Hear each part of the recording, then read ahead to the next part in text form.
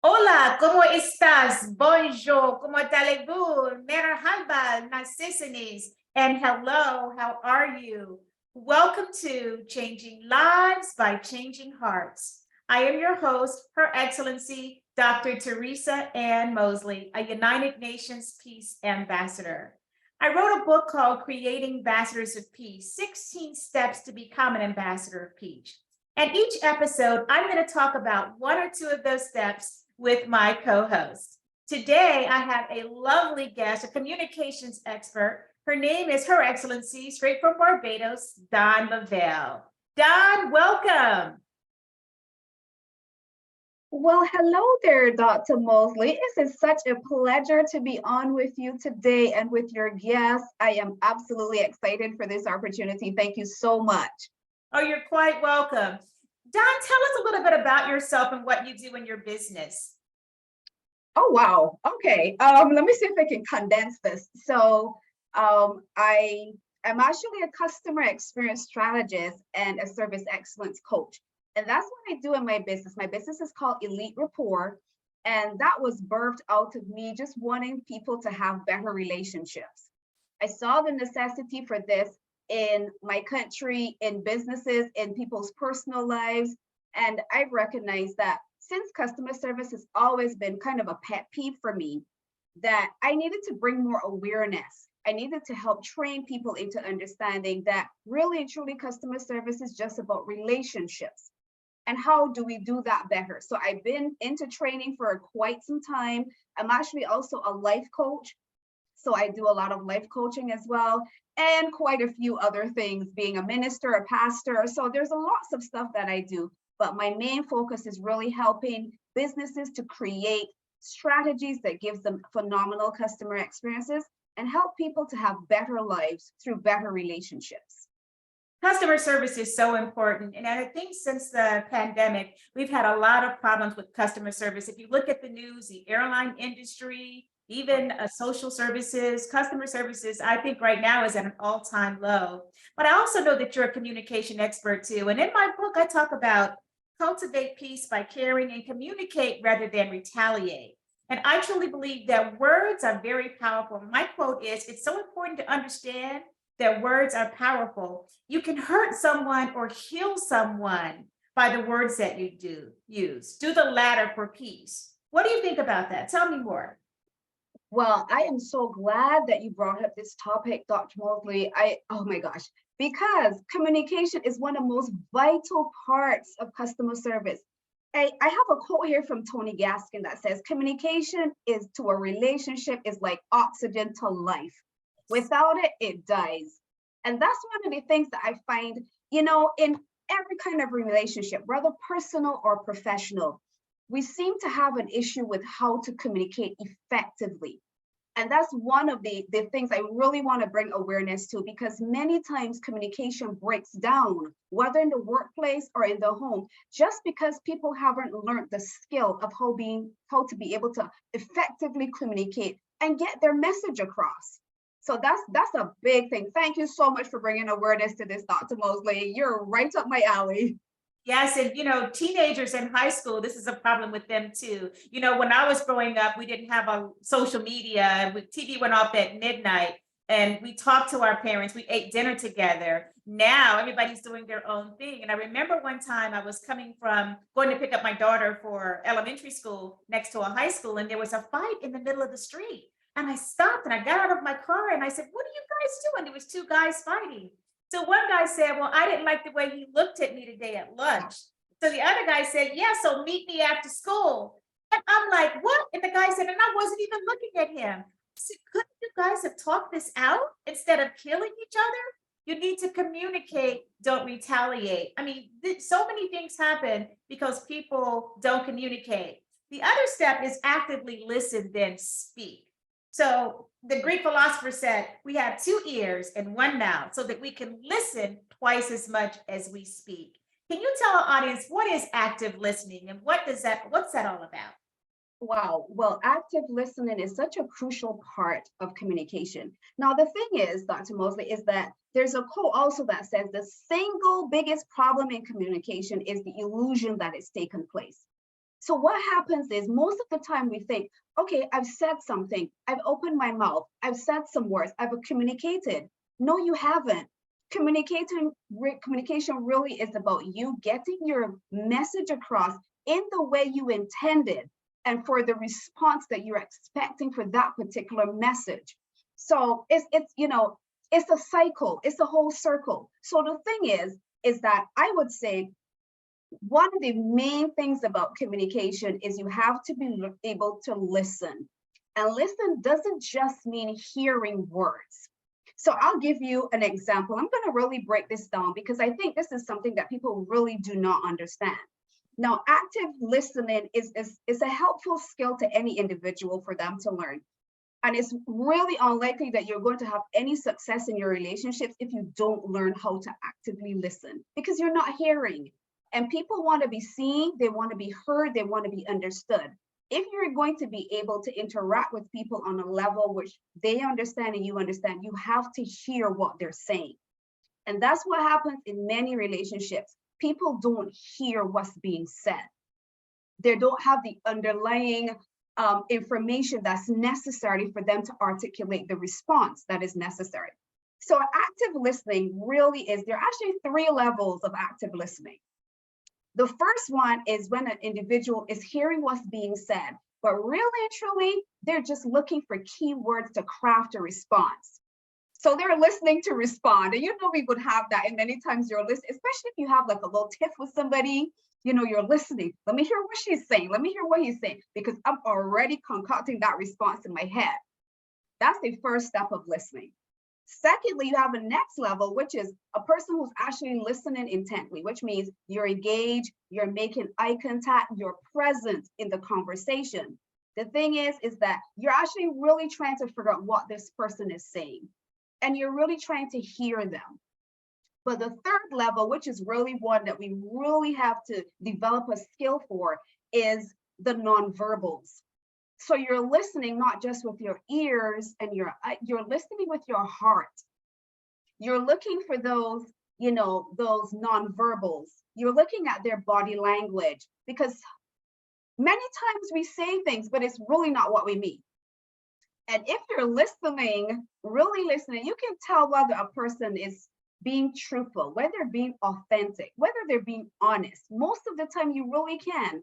But that requires a really deep level of listening. You have to be looking for those nonverbals. And for that, you have to be engaged. You have to be very present. And this is where emotional intelligence really comes into play as well, because you're able to then be empathetic. You look from an empathetic perspective. You're not looking to respond. You know, you're not just looking to hear what they're saying, but you're actually trying to understand what that person is communicating. So those are the 3 levels of active listening that are really very important to communication. They're so very important. And that last one is especially important for educators. Educators need to know how to actively listen. You know, as a former high school principal, I used to have kids come to my school all the time that couldn't go back to their home school for whatever reason. And so there was one guy in particular that came to my school with his mom. Of course, they had to interview with me before they were accepted into school. And he just came from lockup. He had assaulted somebody at another school. And so now he was ready to transition back into a comprehensive school. So I said to him, what grade are you in now? And he says, I think I'm in 11th grade. I said, well, do you have a transcript? And he said, no, ma'am. I said, well, did you get any college, any credits, you know, any classes while you were locked up? And he says, I think so. And then he put his head down. And so I looked at his mom, I looked at him and I said, are you okay? And he said, yeah. I said, tell me what you're feeling. And he says, I don't know how I'm feeling. And I looked at his mom and I said, tell me something. What do you like to do? What are you passionate about? And he was about 6'3". He stood up. I had to look up at him. He says, I like to draw. I'm an artist. I said, oh, wow. You're an artist? He said, yes, ma'am. I said, can you draw me what you're feeling? And he said, yes, ma'am. I think he said, yeah. And he drew a picture of a broken heart with tears in it. Wow. He wasn't able to tell me what he was feeling, but he drew me what he was feeling. And that broken heart, I said, oh my gosh. I said, Mom, how long has your son been drawing like this? She said, oh, since he was about 3 years old. I said, oh my God, that's his gift. I said, this is your way to create a legacy for your family. This is a way to create generational wealth too. I said, I know that broken heart is you. He said, how do you know that? I said, I have the gift of discernment. I know that broken heart is you. But can you tell your mother what each of those tears mean? And he rolled out what all those tears meant, including not getting supplies for art when he was a child. Wow. Mother couldn't afford it. And so after all of that, I said, let me tell you something, Mom. Your son needs art therapy. Okay. Your son has a gift. It's your way out of poverty. Your son has something. This gift needs to be shared with the world. He's brilliant. And I saw the shine on his face. It only took me less than 15 minutes to figure out his gift, his passion, and his purpose in life.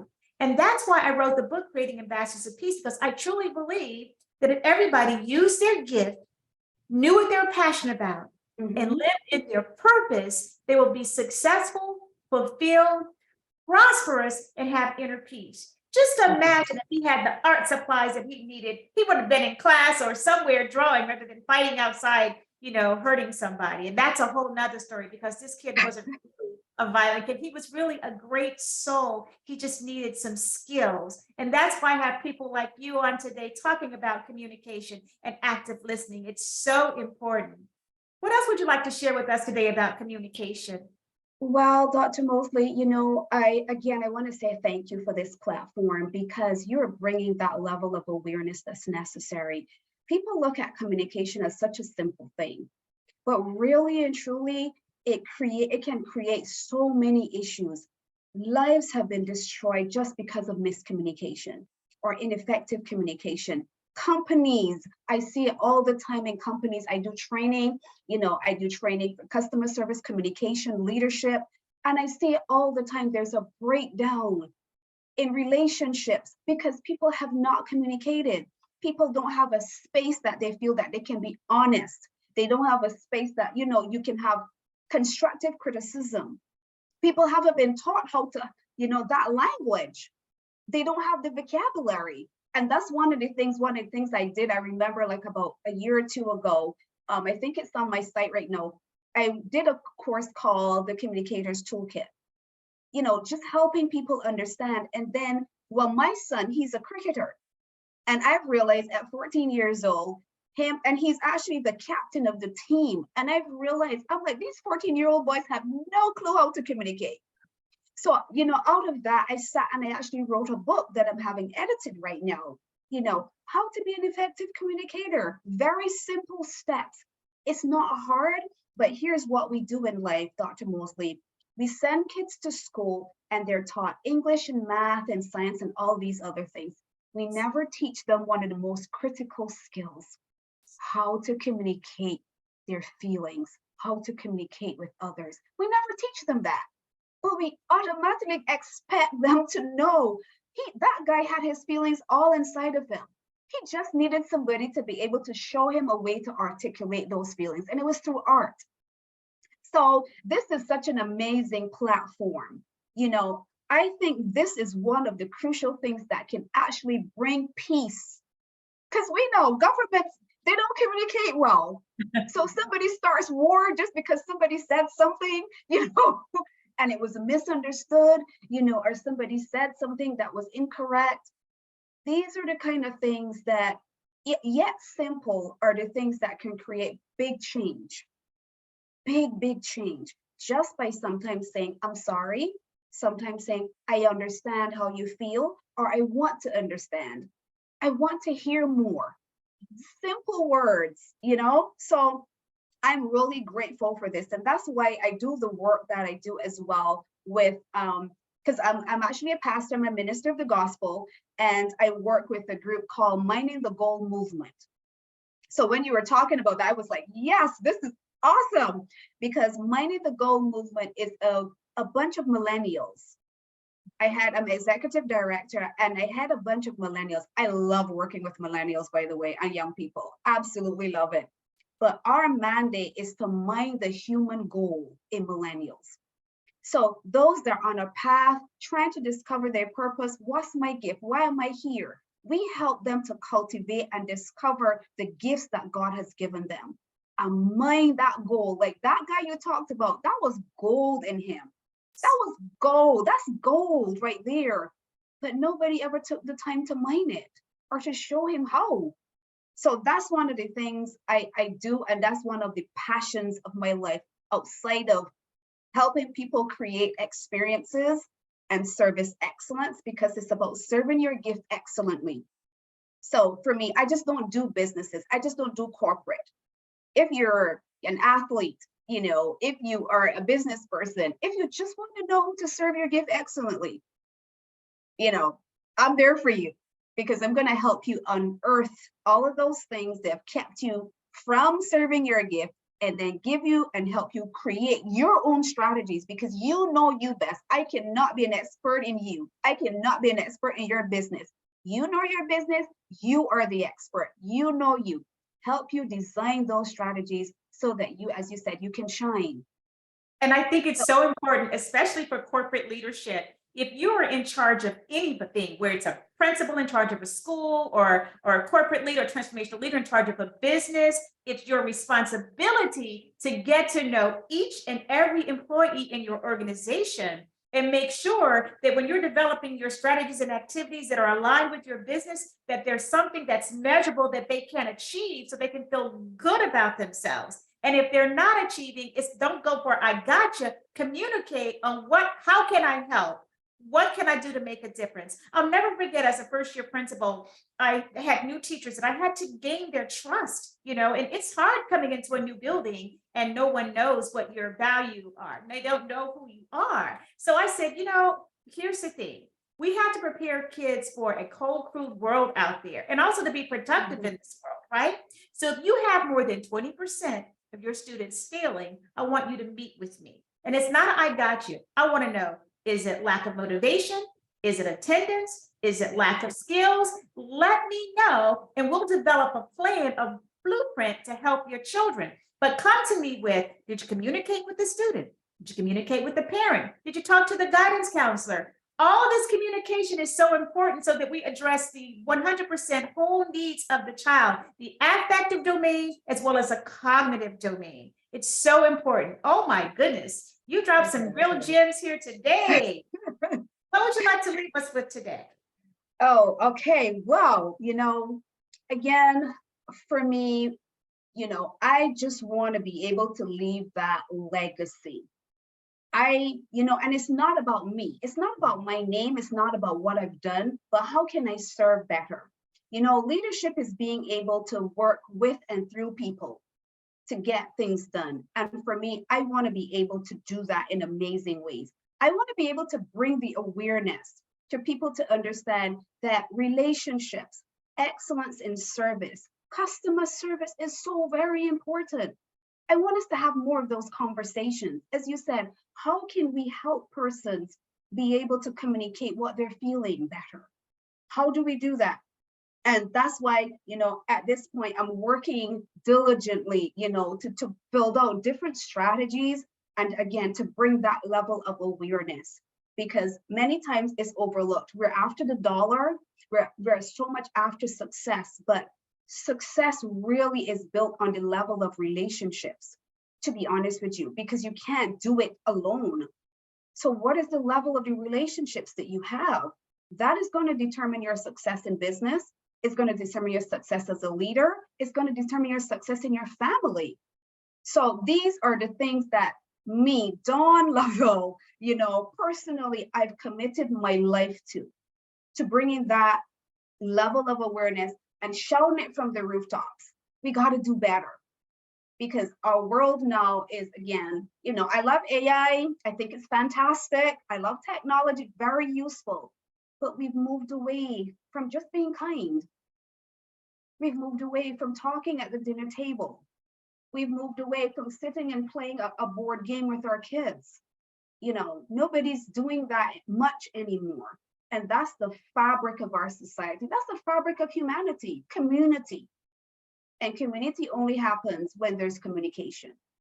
Yes, So and yeah, everything starts with the family. When a child is born, the first virtue that they learn is hope. If I cry, I hope they feed me, or they change me if I'm wet, or hold me if I'm warm. And if that need is not met, then they don't learn to trust. When a child doesn't learn to trust, they don't learn to love. When a child can't love, the opposite of love is hate. There are like four virtues that children need before they go to school: the virtue of hope, will, purpose, and competence. It's so important because these children will grow up to be teachers. They'll grow up to be police officers. They'll grow up to be politicians. They'll grow up to be transformational leaders in a building that don't communicate with their employees. So it's so important that families, let's start raising our children to love, not hate, to be peaceful and kind, to have compassion and empathy. You know, some people think that's the same, but having compassion is to being able to feel sorry for someone, but having empathy is being able to feel what someone else is feeling. exactly. And that's difficult for some people to do, especially when they don't look like you. What do you say about Right. that? I agree with that wholeheartedly. The thing is, I always say you have to be able to put yourself in someone else's shoes. And I teach that even in my customer service teaching, because here's the thing, if a customer has an issue, you have to be, instead of getting upset or, I don't know how to deal with this customer or whatever, you have to be able to put yourself in that person's shoes. How would I feel? How would I feel if this were me? And I think if we do more of that, put ourselves in other people's shoes, be more empathetic, then we have more grace. We can say, oh boy, well, yeah, if that were me, I would probably feel the same way. So you just take a moment to process that and then say, okay, so how would I want to be treated? Because most times people just want to be heard. They're upset because, something didn't work out the way they expected. They didn't get what they wanted and they want to be heard. And the other thing is I think that it's important to teach people how to communicate authentically. That's a big, because many people are also communicating, but they're not being authentic in their communication. How do I really feel about this? I had a short session with a young lady yesterday, and she said she's never been able to communicate how she really feels because she thinks she won't be accepted. She thinks that people wouldn't like her, the real her. Amazing young lady.